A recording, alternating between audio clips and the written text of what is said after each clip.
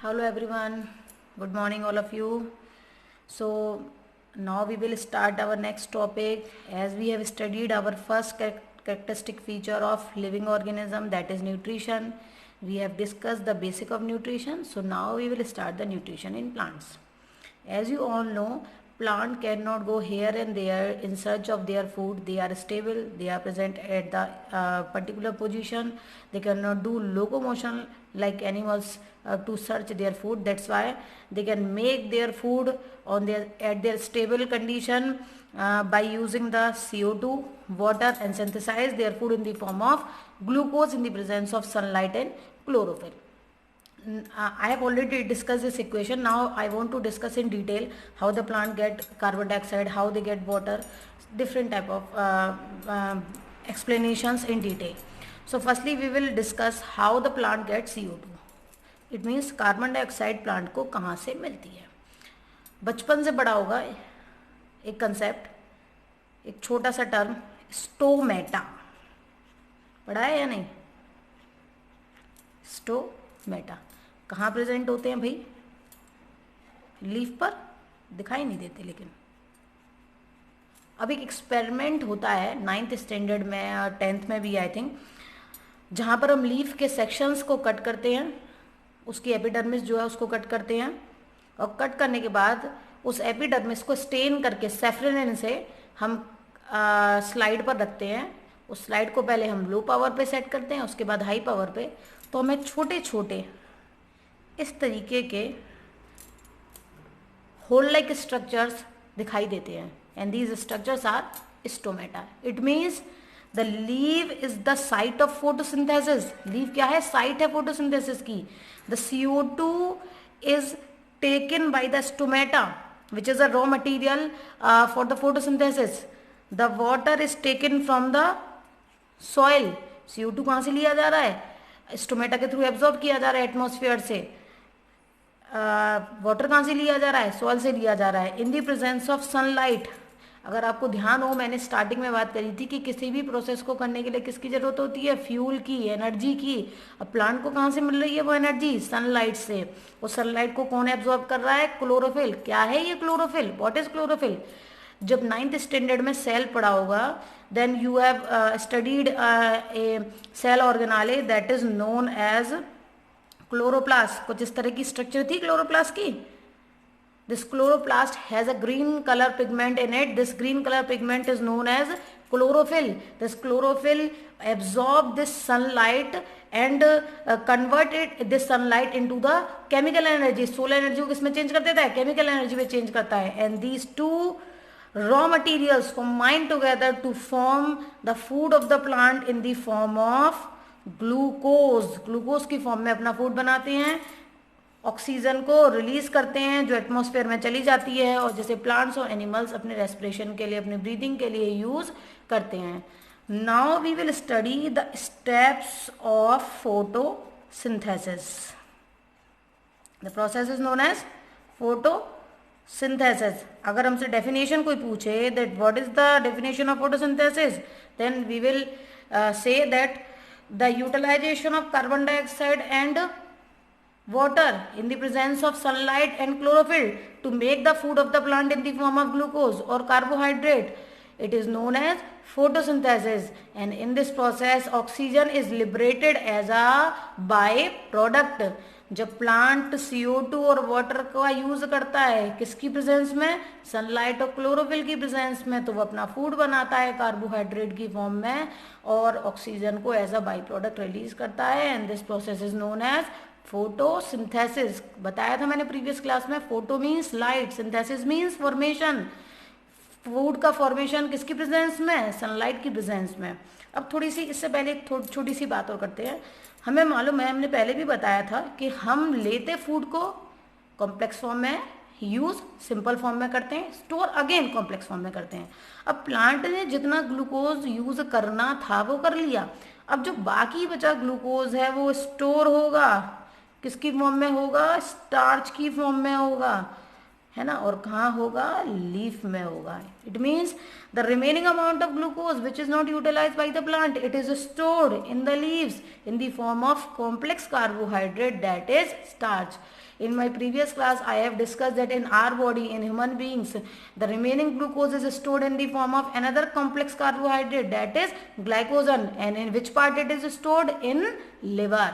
Okay, now we will discuss the steps of photosynthesis. So the first step of photosynthesis is absorption of sunlight और solar energy by chlorophyll. सबसे पहले chlorophyll क्या करता है, sunlight को, solar energy को क्या करता है, एब्जॉर्ब करता है.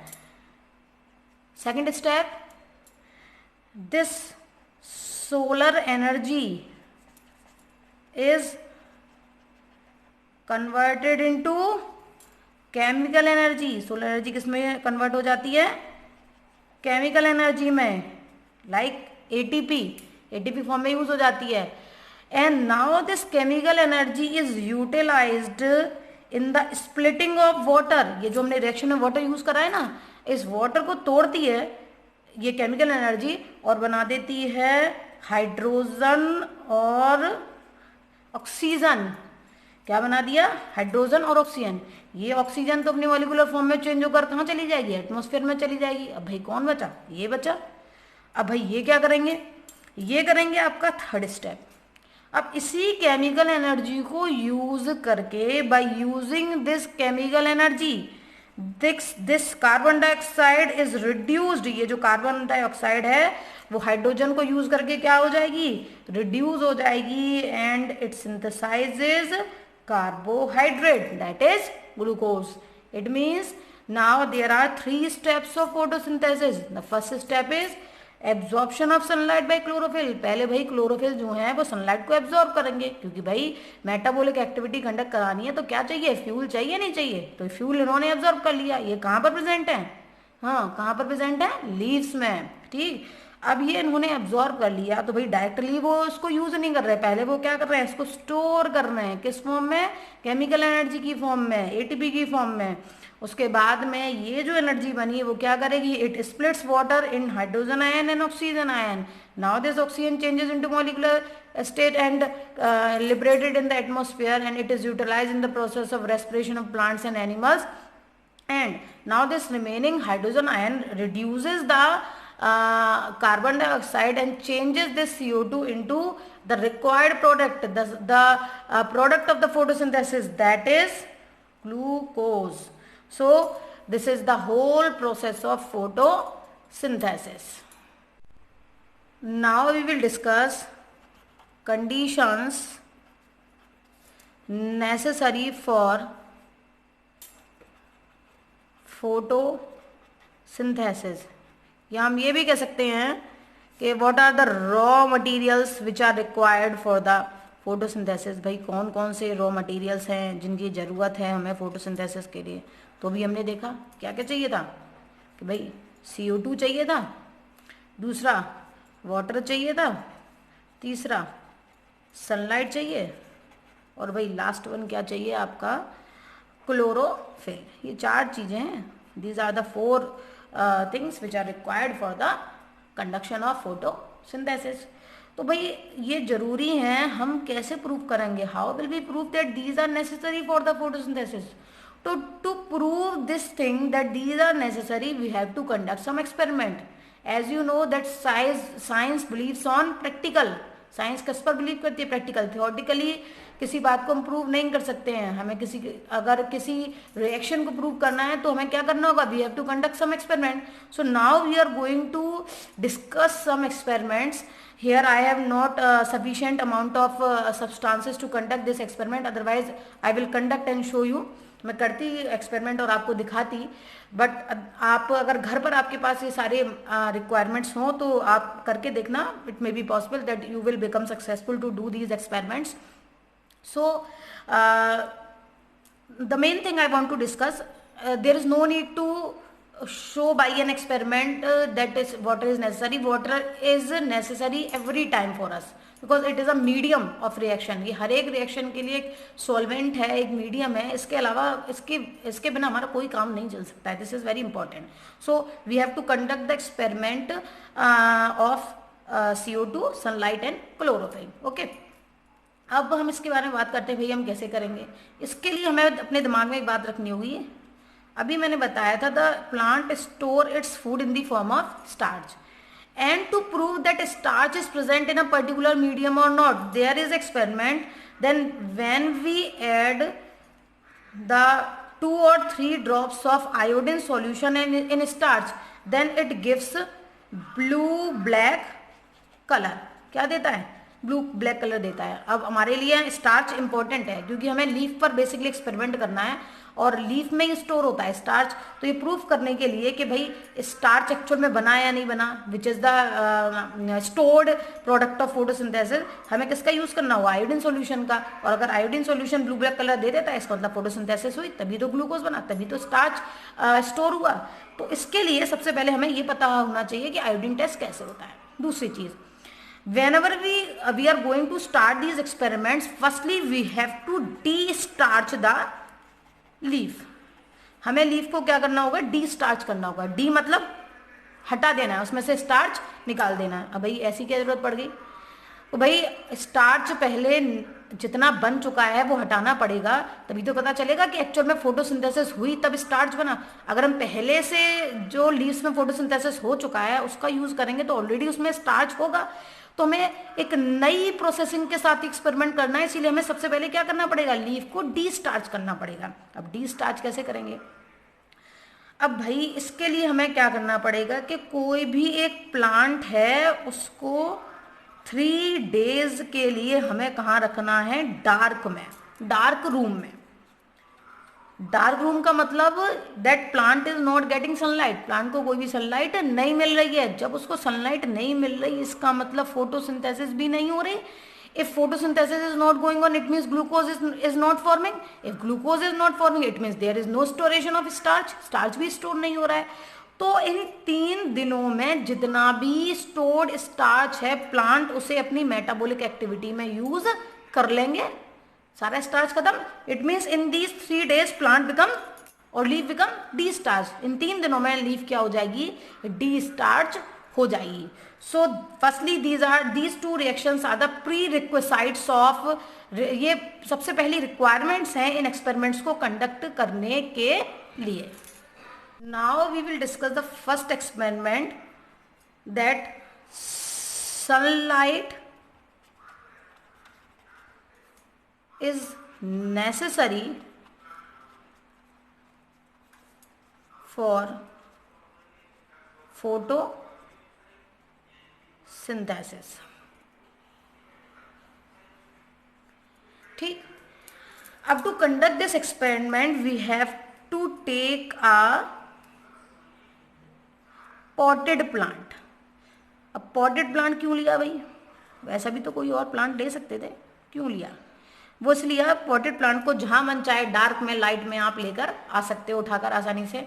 अब अगर आप कोई ऐसा प्लांट लेते हो जो ऑलरेडी स्टेबल है, उसकी रूट्स सॉइल में लगी हुई हैं विदाउट एनी पॉट, तो उसको इतनी आसानी से आप उसकी पोजीशन को चेंज नहीं कर सकते हो, otherwise plant become die. So in these experiment we should use potted plant. Now this potted plant has already the stored starch. तो इस सबसे पहले इस पॉटेड प्लांट को क्या करना है बेटा? हमें डी स्टार्च करना है। और डी स्टार्च करने के लिए क्या करना होगा पहले भाई बताएं? We have to put this potted plant for 3 days in a dark room. एक डार्क रूम में रखना होगा ताकि ये जो जितनी भी स्टार्च है इसके अंदर वो सारी की सारी प्लांट यूज कर ले। अब भाई प्लांट ने सारी 3 दिनों में जितनी स्टार्च थी उसके बाद सारी की सारी यूज कर ली। Now we will start the experiment. अब हम एक्सपेरिमेंट स्टार्ट करेंगे।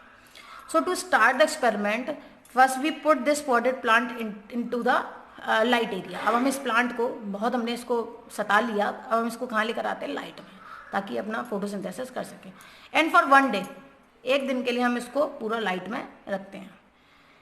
अब लाइट में जब रखते हैं तो उसके साथ क्या करेंगे भाई ताकि हमारा एक्सपेरिमेंट कंडक्ट हो सके? सो टू कंडक्ट दिस एक्सपेरिमेंट, इस एक्सपेरिमेंट को करने के लिए हम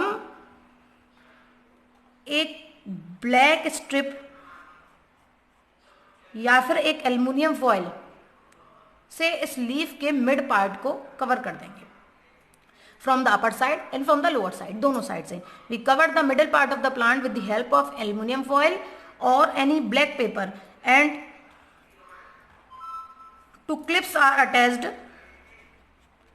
to avoid the removal of this black paper. Clips लगा देते हैं दोनों तरफ से ताकि ये ब्लैक पेपर हटे ना। और इसी तरीके से हम एक दिन के लिए, इट मीन्स 24 आवर्स के लिए इस प्लांट को ऐसे ही छोड़ देते हैं। Okay, now after one day we will remove the,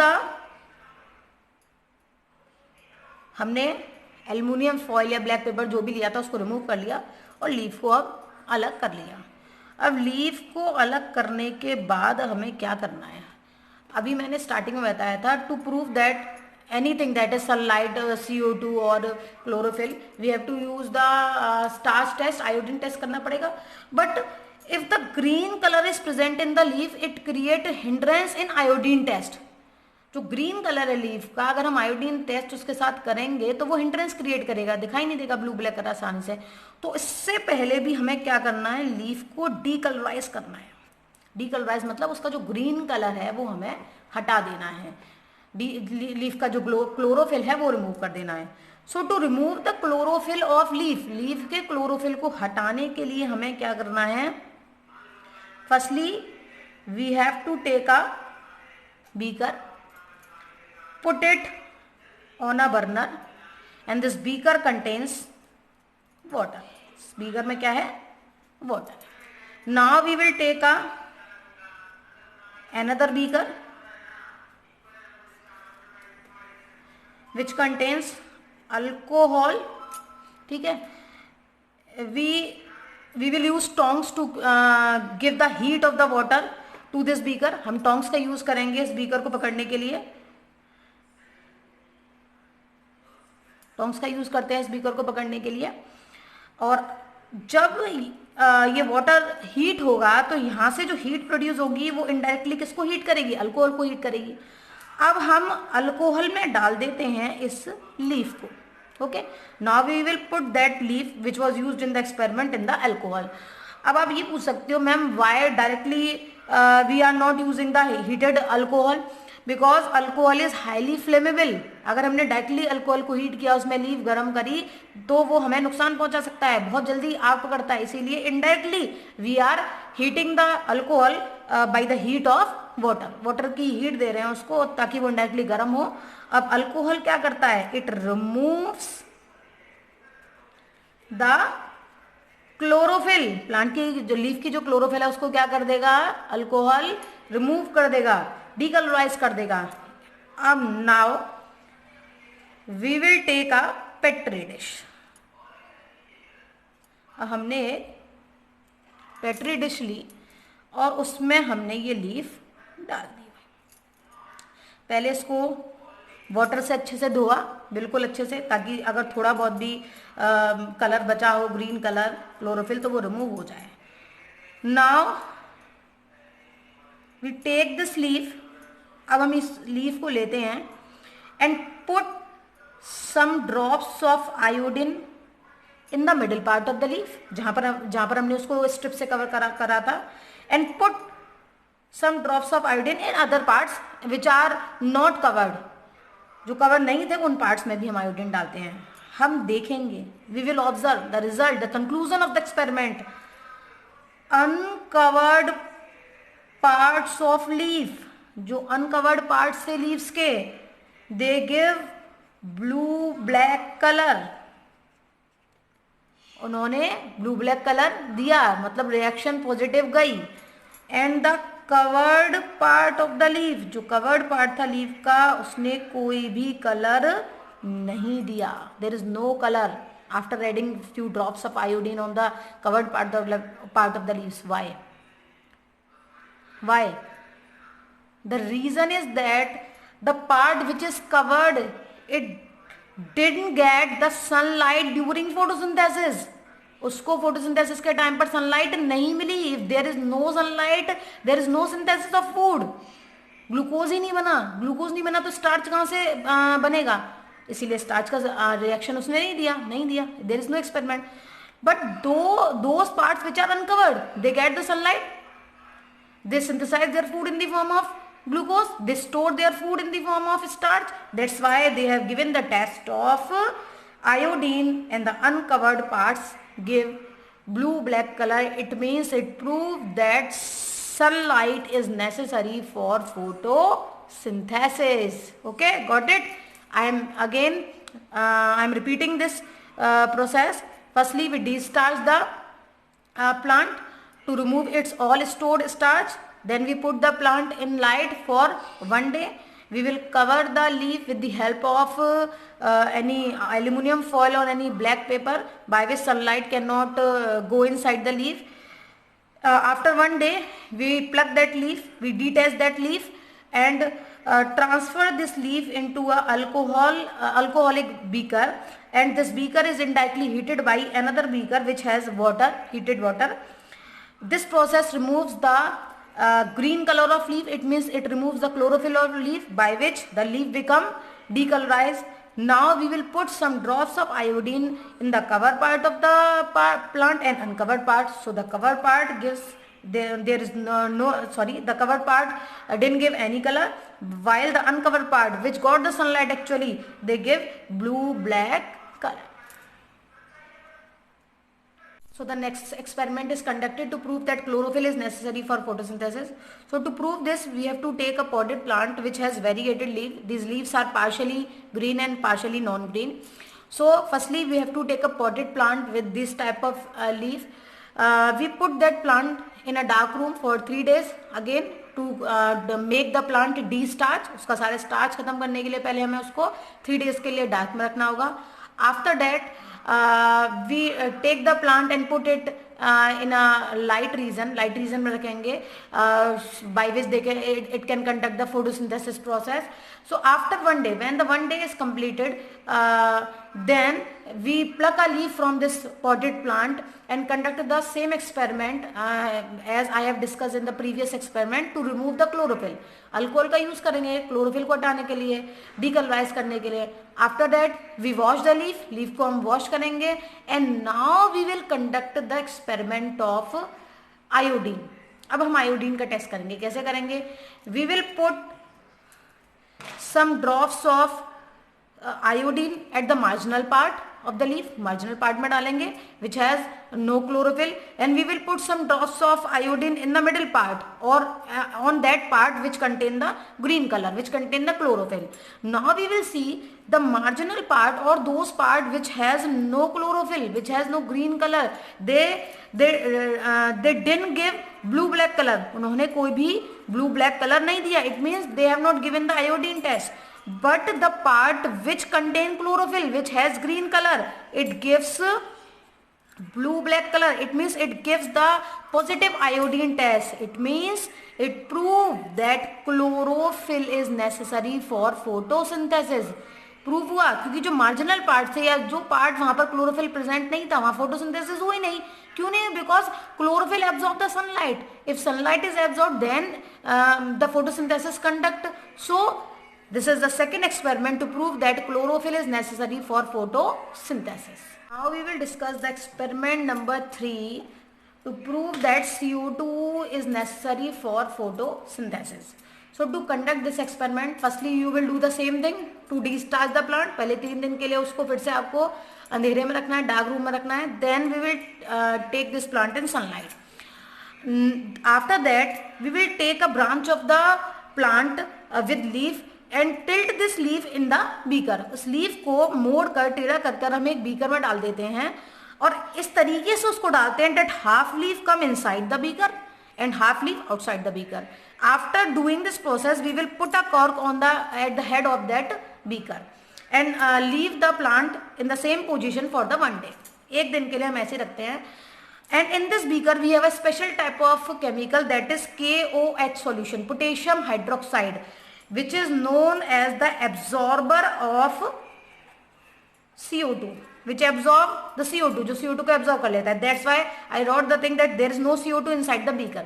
beaker के अंदर कोई भी CO2 नहीं है. After 1 day setup, एक दिन के सेटअप के बाद, we will remove the cork, we detach that leaf and conduct the same experiment. Firstly, what we have to do, we decolorize the leaf. हमें leaf को क्या करना होगा, decolorize करना होगा with the help of alcohol. Now the same thing is there. We take the leaf, wash with the help of water, and then put some drops of iodine on it. Firstly, we will put some drops of iodine on the outer part of the leaf, जो कि beaker के अंदर नहीं था, and we will put some drops of iodine in the on the inner part of the beaker. कुछ drops तो हम उस पार्ट में डालते हैं लीफ की, आयोडीन की लीफ के उस पार्ट पर डालते हैं जो कि बीकर से बाहर थी, and some drops in the inner part of the leaf. अब क्या देखते हैं, if we observe this outer part it gives blue black colour, ये हमें ब्लू ब्लैक कलर देता है. It means iodine test is positive, but there is no colour, no reaction of iodine with the inner part of the leaf. जो कि अंदर था beaker पे वो कलर, कोई कलर नहीं देता. Why it happens? Because in the inner part of beaker, inside the beaker, there is no CO2. All the CO2 is absorbed by the KOH. When plant, the leaf, the inner part of the leaf didn't get the CO2, then there is no photosynthesis, because CO2 is the raw material for the photosynthesis. There is no photosynthesis, there is no glucose, there is no starch. That's why there is no iodine test. While the outer part of the leaf get the CO2, get all the conditions which are required for the photosynthesis. That's why the glucose is formed, the starch is formed, and that's why the blue black color is shown by the leaf. It means iodine test is positive. So the conclusion is that there are 3 raw materials for the photosynthesis, basically along with the water: CO2, sunlight, and chlorophyll. Now here the nutrition is in plants is completed.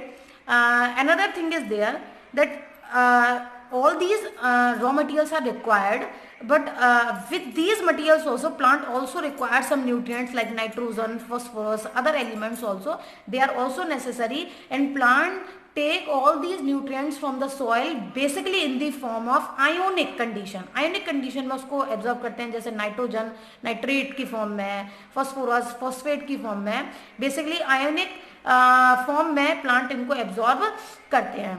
So this is completed nutrition in plants. In my next session I will discuss about the nutrition in animals.